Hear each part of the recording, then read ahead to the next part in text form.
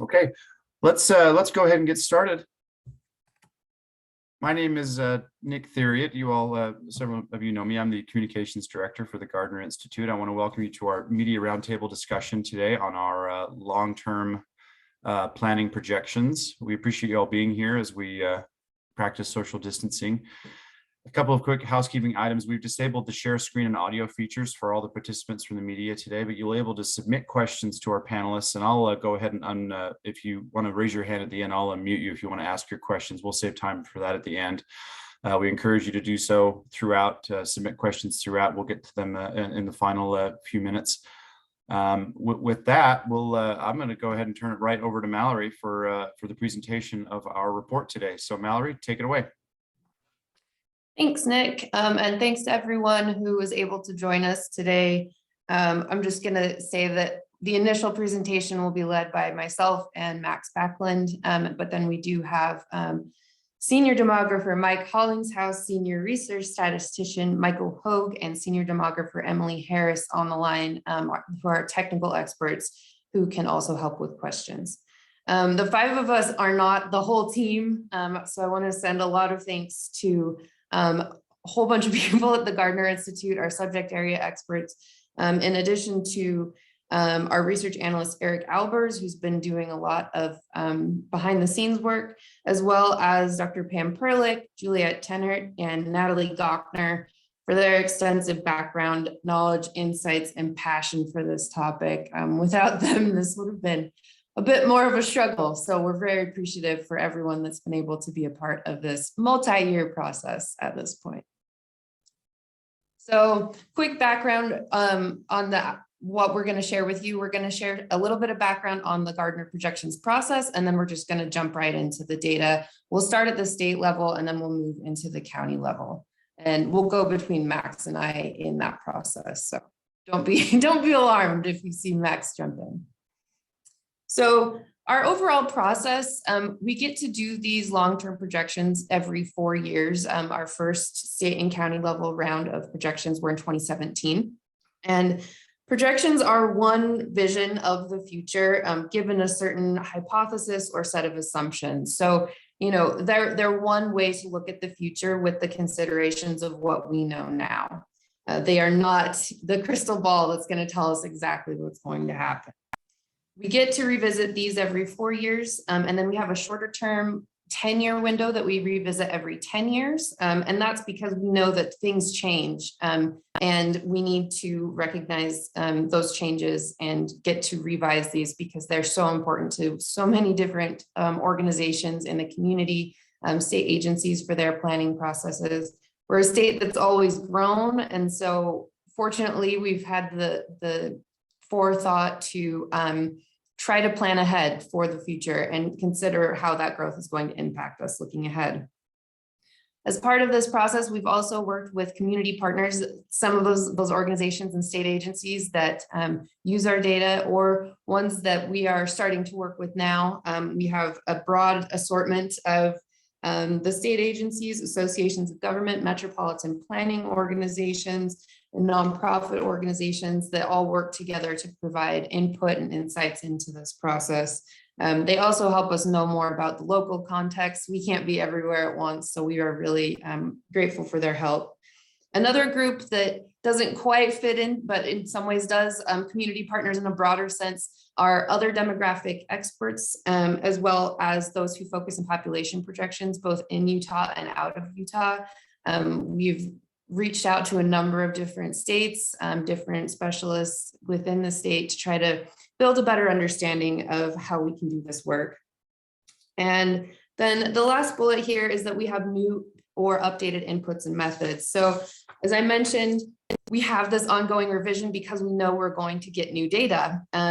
For this process, part of the long-term stretch of this work was due to the 2020 census. We needed that data to provide a baseline for looking forward into the future. We also were hoping for and relied on new data from the Bureau of Labor Statistics, the Department of Workforce Services, our Utah Population Committee estimates. All of these things help inform both the picture behind us and looking forward. It also includes topics like fertility and mortality, as well as things like wages and labor force participation. We also were able to integrate some new methods that increase flexibility in economic modeling. And then we also could hone in and specialize on some geographic aspects in different ways than we had before. We utilized our new economic regions as part of this framing process. And so that was a new innovation in the work. Now, with that little bit of background, we're going to jump right into the numbers. Copying Kyra's doll, I guess. But so our total population change is something that we're kind of used to in the state. You know, growth and change are constants in Utah, and we project that's going to continue into the future. As you can see, we're projecting that we'll grow from about 3.3 million people in 2020 to about 5.45 million in 2060. You can see that the rate of growth is moderating over time. That reflects a number of different factors and how we grow, and I'll get into those a little bit more. But it also reflects a trend that we've seen since the 1990s. You know, we saw a big increase in migration in the 90s, which had us at a higher growth rate. And then that's been declining ever since. And even though we did have the highest rate of growth in the nation between 2010 and 2020 in that decennial data, it's lower than it had been for the past couple of decades. So looking at households, another element of this projection work, those are also projected to grow. If you have more people, they need somewhere to live.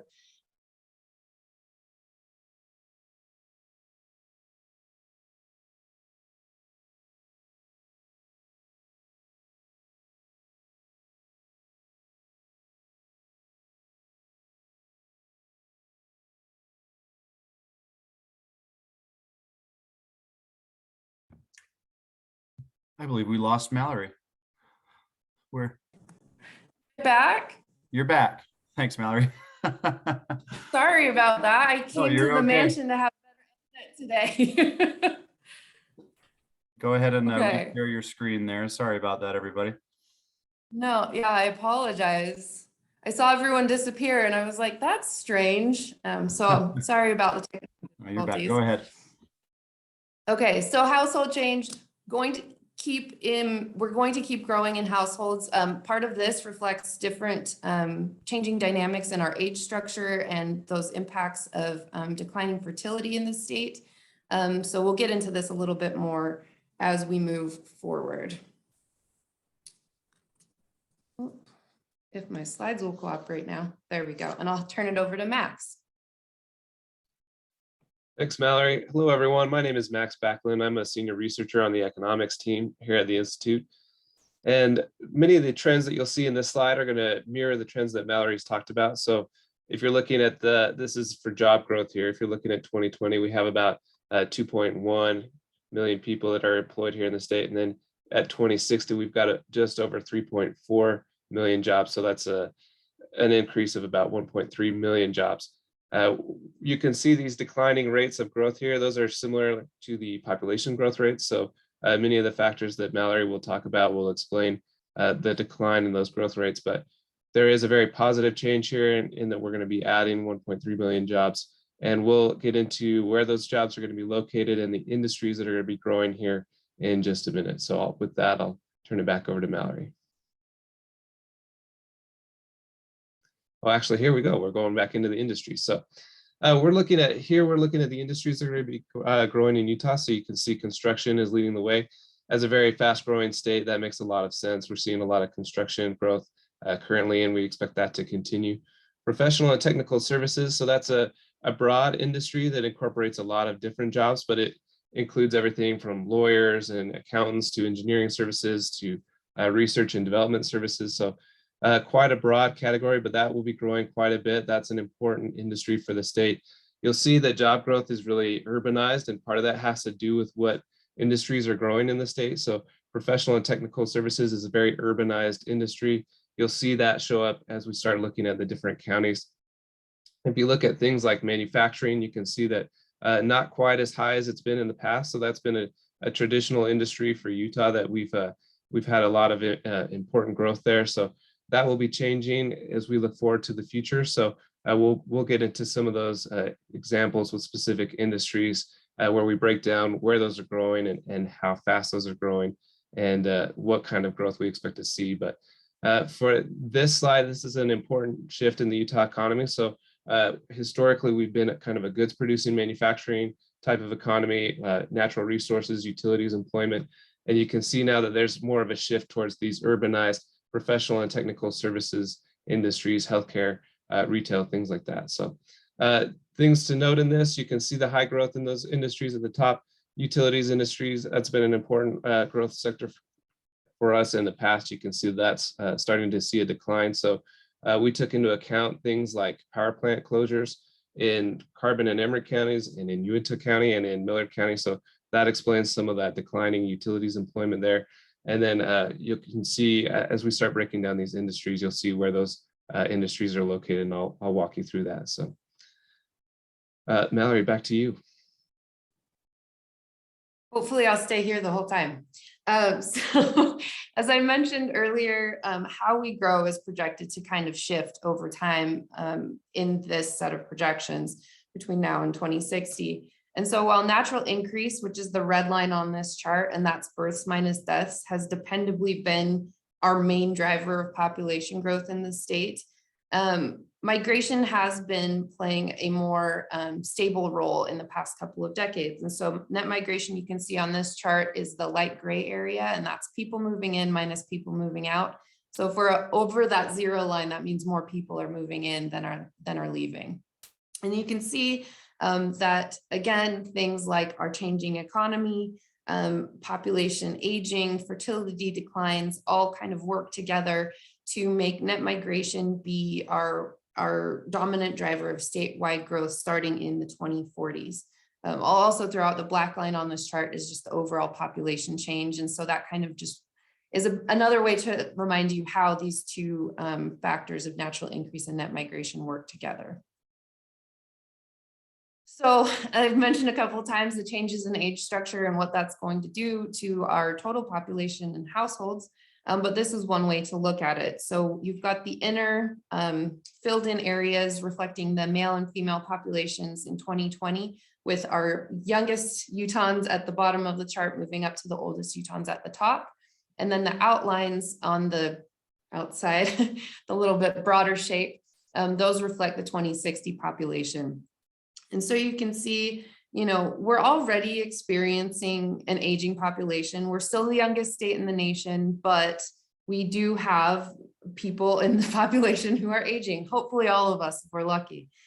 So as our generations that are now in their 20s, you know, mid 20s and up start aging, that's who's moving up and being these big bumps in the 2060 chart, as well as new children. You know, if you look at that kind of 20 or 40 area, I like to act things out, so it's hard on Zoom, but that's indicating those kids that are being born right now in 40 years. So overall, the age 65 and over population is going to increase from about 12% of the total population to about 23% in 2060. So that's a big shift for our youngest state in the nation, kind of considering different implications that might have in all kinds of realms of policy and decision making. This is just another way to look at that changing age structure. And so you can see at the bottom of the chart, the darker gray and the red are basically the children in the population. And you can see that share declining over time. And on the inverse, you can see the older population. So those yellow shades of 65 to 84 and 85 plus increasing over time. The working age population remains fairly stable throughout this time and grows throughout the state in 28 of our 29 counties. Now we're going to dive into a little bit more detail, looking at the county changes and industry detail that Max mentioned earlier. And so Salt Lake City is projected to remain our largest county in these new projections out to 2060. ending with a population of 1.7 million residents in 2060, which is an addition of about 484,000 new residents.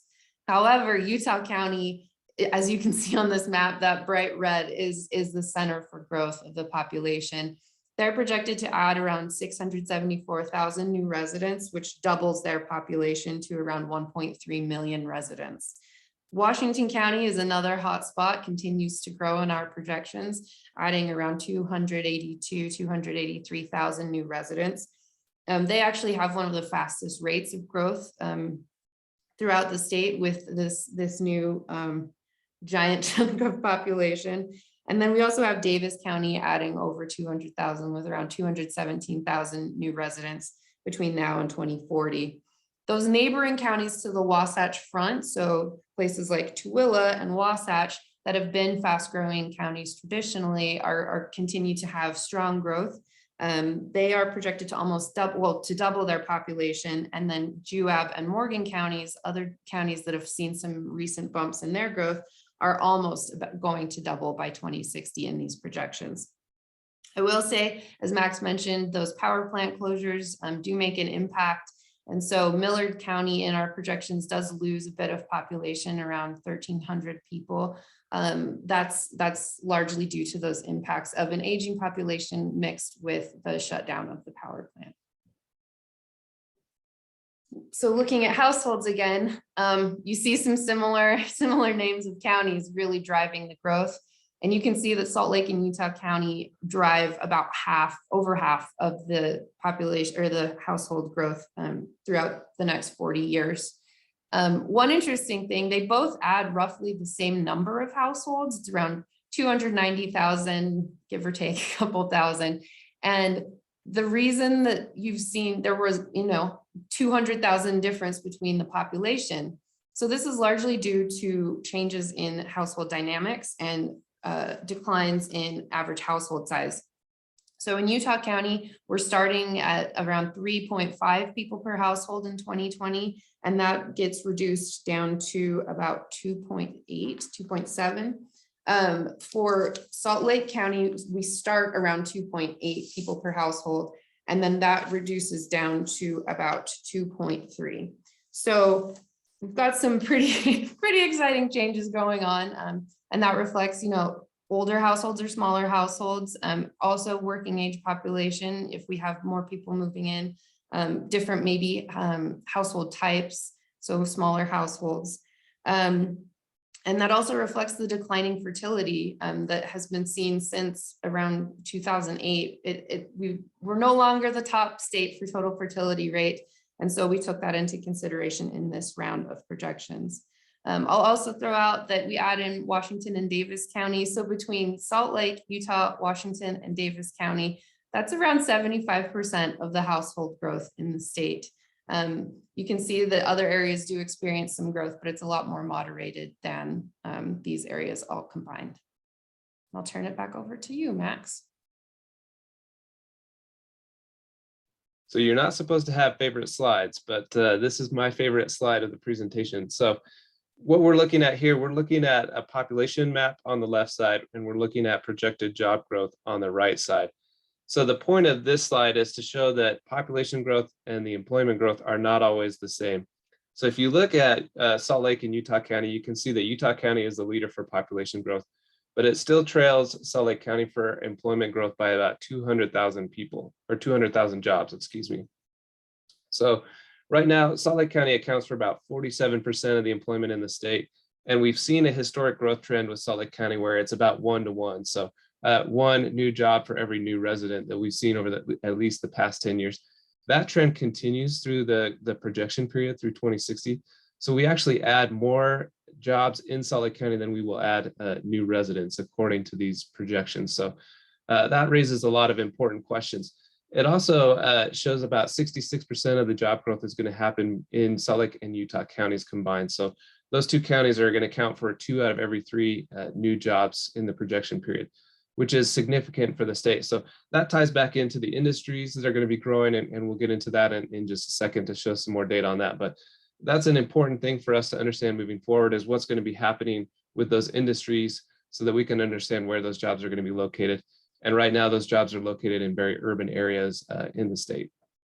So this is something that is significant. Salt Lake County will have about 1.5 million jobs by the end of the projection period.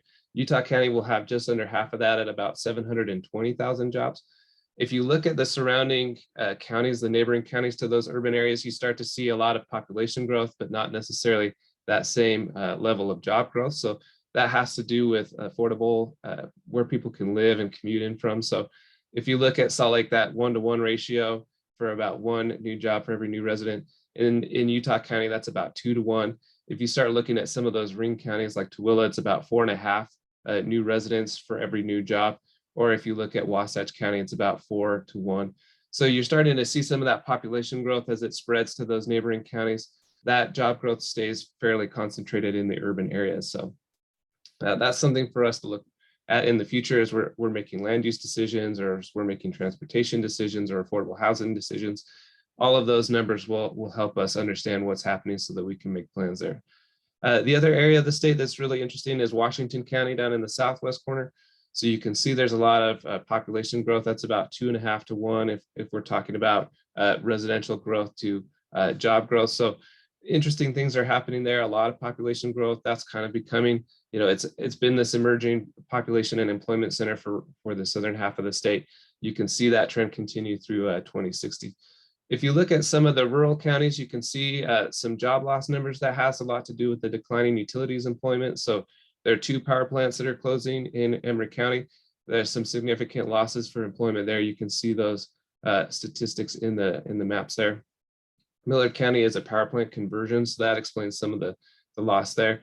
And then Uinta County as well is undergoing some of those things. So as Mallory mentioned, we really talked to the local communities and tried to understand things that are happening there from an economic development standpoint, from an economic standpoint, from a population growth standpoint, so that we can take in more of that local information and use that to make a better decision about these population projection numbers and where they're headed. So a lot of complicated things that we've taken into account, and we're excited to work with these local communities moving forward. Can I get the next slide, Mara? Thank you.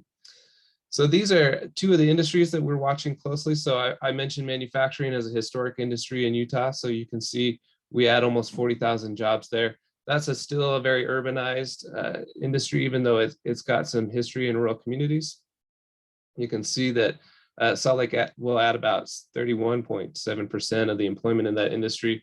Utah County is close behind, so just over 50% of those jobs will locate in either one of those 2 counties. It's still fairly distributed though. So if Northern Utah has had a historic growth sector for manufacturing. So if you look at Weber and Cache, they still show strong growth in that industry. So it is spread through Northern Utah. And if you look at those top 10 counties will account for about 97% of the growth in that specific industry. If you look at professional and scientific and technical services, that's a very, very urbanized industry. Salt Lake County will add almost 50% of the jobs in that industry. And that was the second highest growing industry for the state over that projection period. So that accounts for a lot of the job growth and why it concentrates in Salt Lake County. Those are the types of jobs when you're thinking about lawyers and accountants and engineering services that will locate in those urban areas. And you can tell that those top 10, they'll add just over 98% of those jobs. So when we're talking about these very urbanized counties, that's what we're talking about, is a lot of that projected job growth is going to be focused in 2 to 6 counties across the state. So something that we're tracking as we're trying to understand where people are moving. A lot of times they're moving for employment reasons. So trying to understand where that employment is happening helps to inform some of our other ideas about growth. And Mallory, I'll turn it back over to you. With that, that's kind of our fast and furious approach to getting you the data highlights, and we'll just open it up for questions. I might need a little help, Nick, since mine dropped off, so I missed some of those initial comments that came through the chat. Yeah, no, you're good, Mallory. Thanks for all that. That's fantastic. I'm going to go ahead and let's see here. So I'm going to go ahead and let folks unmute themselves if they have questions. But it looks like we had one come through the chat, Mallory, from Dan over at KSL. He said, to summarize, Utah's population is still growing dramatically, but rates of growth have been declining. Can you provide any commentary on that or speak to that? Yeah, we project a more moderated growth into the future, reflecting that changing age structure, the decreases in fertility. And I think you're probably going to see that overall throughout the nation. We were the fastest growing state, but nationwide this past decade, it was the slowest growth rate since the 1930s. So that's considering the new data we have that does show a moderated growth trend into the future. And Mike, I don't know if you have any other additional notes on that you want to mention. No, I don't. Okay. Thank you, though. Okay. Like I said, I believe you should be able to unmute yourselves here. Like we have another question coming in, Mallory, from KUTV. They said, to what degree do you account for out-migration because of the increasing costs of living in Utah? Does that factor into our projections at all? Mike, do you want to take this? I feel like that's a little more in the nuts and bolts of how migration is considered. Thank you. Yeah, so this is my colleague's house. Yeah, so in general, what we're able to project really is the net migration. So being able to determine the difference between the in and out is actually incredibly technical, beyond what we do at this point. So I would say, however, whatever extent that's already captured in the historical data you're seeing, that would continue forward if it's in there, but there's no way for us to tell exactly. Great. Another question from Dan. Salt Lake County is one of the places where the number of jobs are growing faster than the population. Is that what we're seeing there, Mallory? You can see that in the chat there. I'm going to let Max take this one. So there are a couple of other places where that happens. So Millard County is one where we project a population decline, but there are jobs that are growing in that county. The other is Summit County. So Summit County will add more jobs and population as well. Great. Anyone else with questions? Feel free to unmute yourself and go ahead and ask any questions you might have.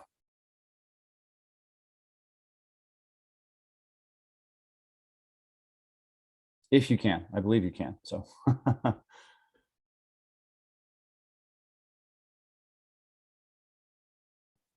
Oh, Carter says he can't. So let me, Carter, I'm going to go ahead, and if you have a question here, let me go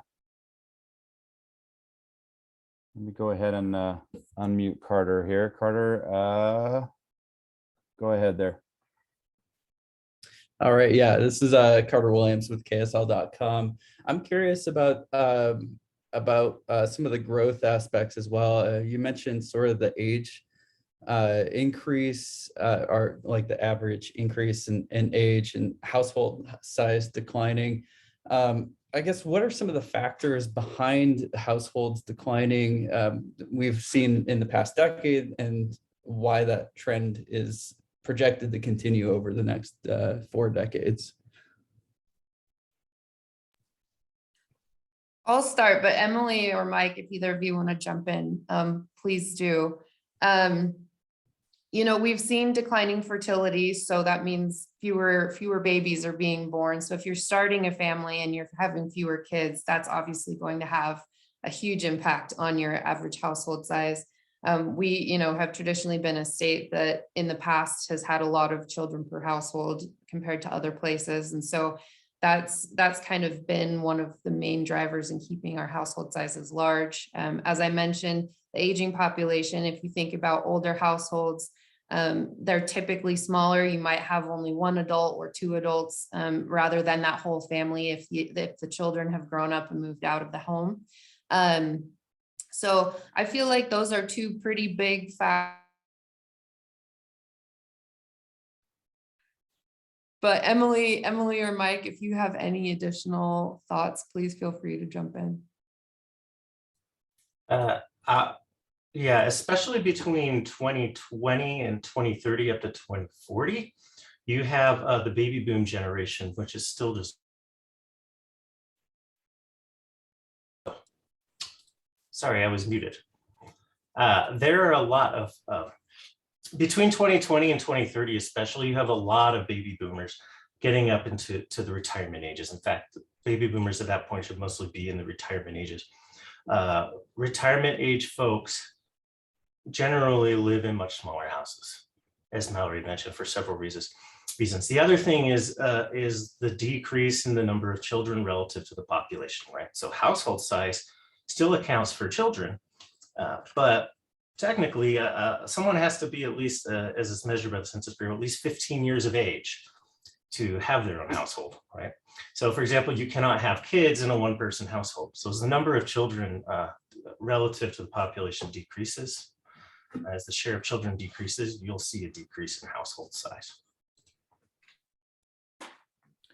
Great. Brian Leahy from Channel 2. I just wanted to follow up on the question about out-migration. Is anybody, recognizing this is difficult to track, is anybody tracking it that you're aware of? Is the state tracking it? Is another policy group tracking it, as far as you know? Or are the numbers simply too difficult to ascertain? Mallory, do you want me to take that? Hi, I'm Emily Harris. I'm a state for here. Yeah, so, you know, as you mentioned, and I think Mallory mentioned earlier, tracking flows of migration, so whether that's in or out, is notoriously difficult. When it comes to things like births or deaths, we have very comprehensive systems for collecting that data, and it's shared nationally. Whereas with migration, there are lots of little data sets that track different components of migration. So you can find a number of different estimates based on what data source you're using.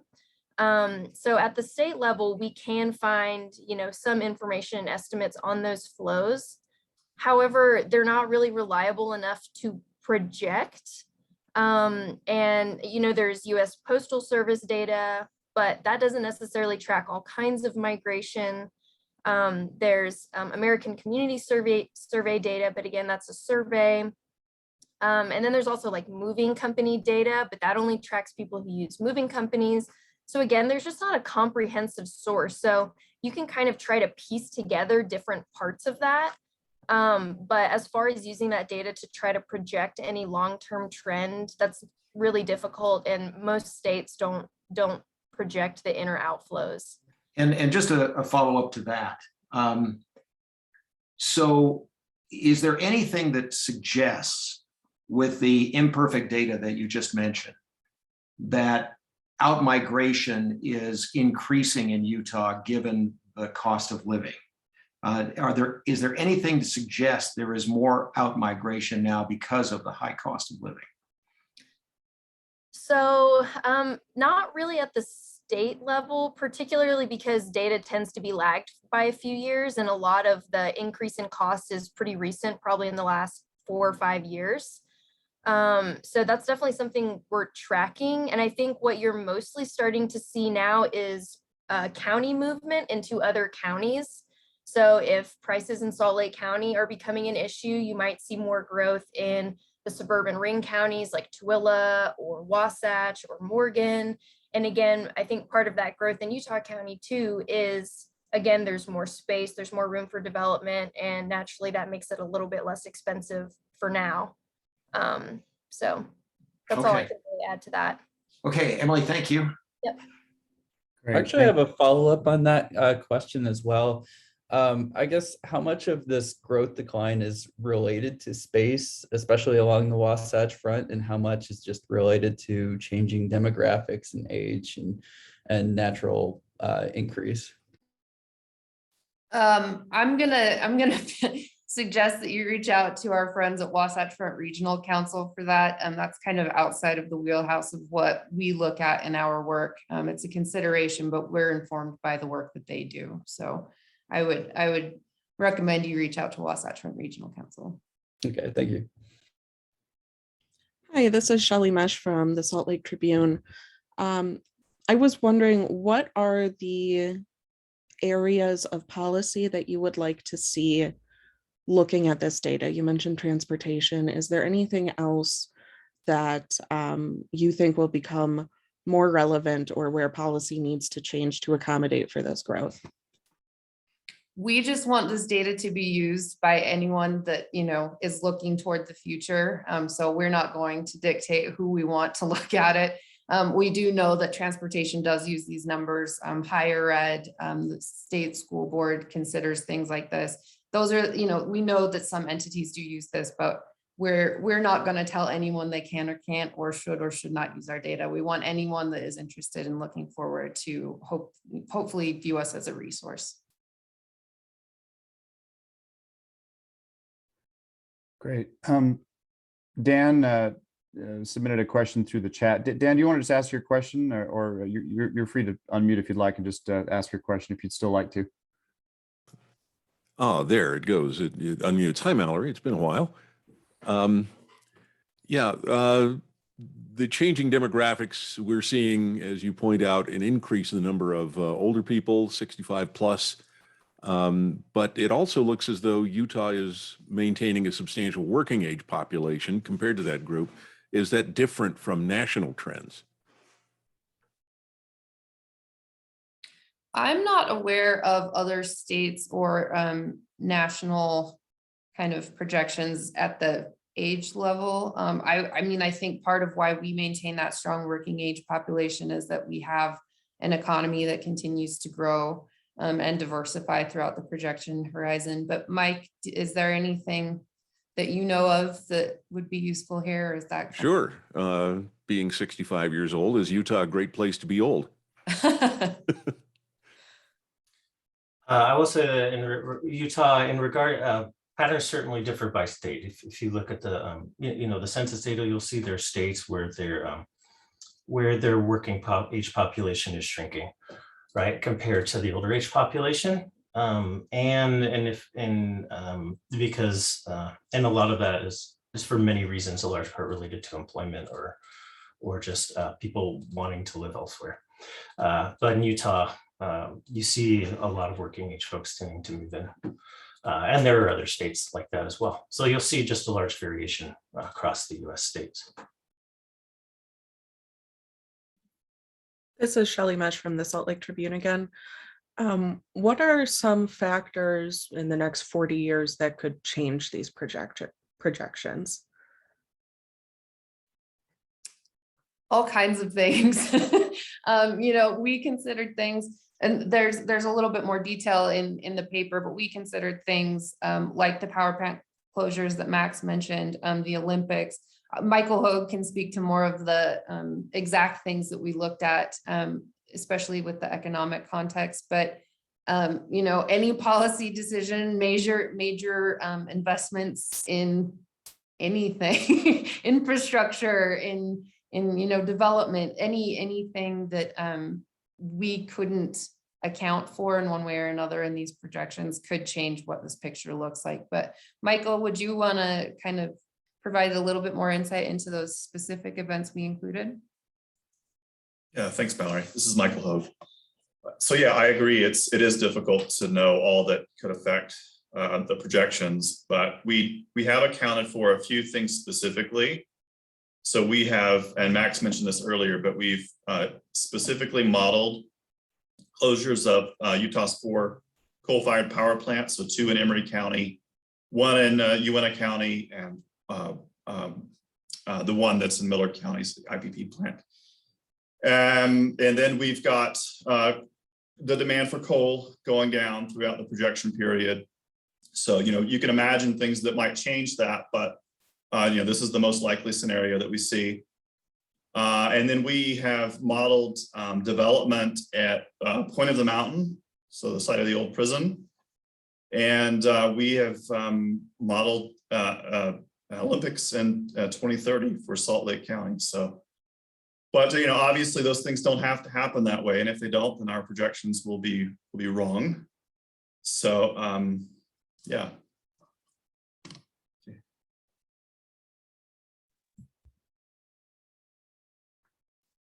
I'll add regarding the demographics, if there's a change in the fertility rate, if people who forecast the US population prior to 1940 did not foresee a baby boom happening because it was completely unprecedented. And so once that happened, it completely changed everything. We don't know what will happen in the future exactly with birth rates or with death rates, but what we can project is based upon the trends we are seeing, the patterns that seem most likely what would occur. But there's no way to predict, of course, the odd event. Great. Thanks, Mike. Anyone else questions for our staff here today? Yeah, I guess I got a question about again, going back to the migration aspects. It looks like in the report there's sort of a bump in natural increase in the 2030s. I guess what is expected in the 2030s that would kind of move that ahead of net migration, and then why that declines in the 2040s onward as net migration takes over as a leading factor in growth? Do you want me to take that, Mallory? Yeah, go for it. Yeah, so part of that has to do with the birth component of natural increase. So even though fertility rates are projected to decline in this round of projections, we still have birth waves that occur. So example, from the baby boom, you had a giant birth wave, right? You had a lot of births, and then they kind of tapered off. And then when the baby boom came to, childbearing ages, again, they had a large swath of children. And so what we're anticipating probably in the next 10 years is, even as fertility rates decline, we will still have a large concentration of people in childbearing ages. And that will just result in a larger number of births in that time period. And then, after that kind of time period resolves itself, it'll kind of go back down to having a lull. And that's pretty typical with most demographic models you see, is it takes into account the age component that incorporates kind of that fertility component as well.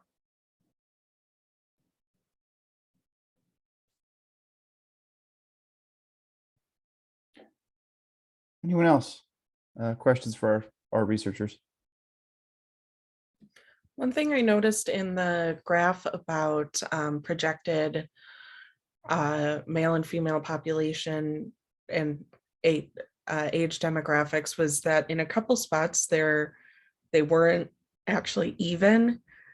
Am I correct in that? And what would be the reason that the male versus female population might not be the same at each age group? Mike, I think this one is tailor-made for you. Yeah, sure. So yeah, this is something that interests me very much. So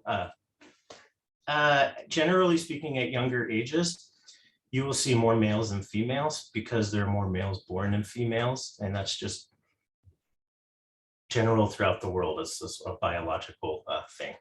But men generally die faster than females. So that's why at the older ages, you in general will get many more women compared to men. So you'll get, for example, a lot of widows.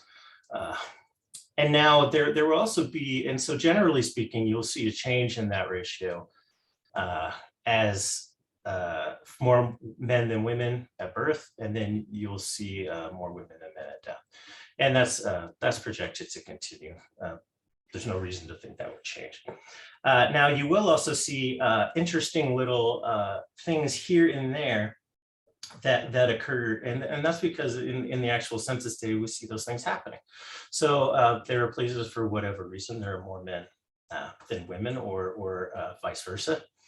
And you will also see periods of time, for example, in the Millard in the Millard County, when you have the switch to natural gas, there's a plan to have heavy construction workers actually sort of basically almost shipped in temporarily to work, and those are vastly men, I think about 90%.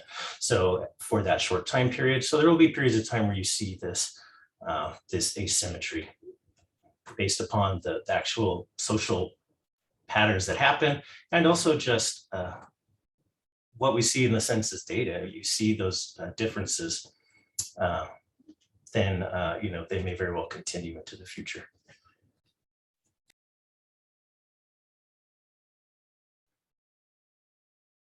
Coming up on 9:45 here. Would anyone else like to ask any questions? We're happy to also wrap a little early, but our researchers are standing by all day to field your questions as well, if there's any sort of follow-up that anyone has. So keep that in mind. But we'll any more questions during the roundtable here?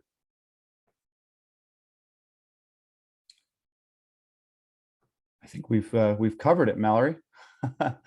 Well, thank you all so much for being here, and thank you to our staff, Mallory, Emily, Mike, Michael, Max. This has been terrific. I've posted the materials in the chat, both the presentation slides as well as the report.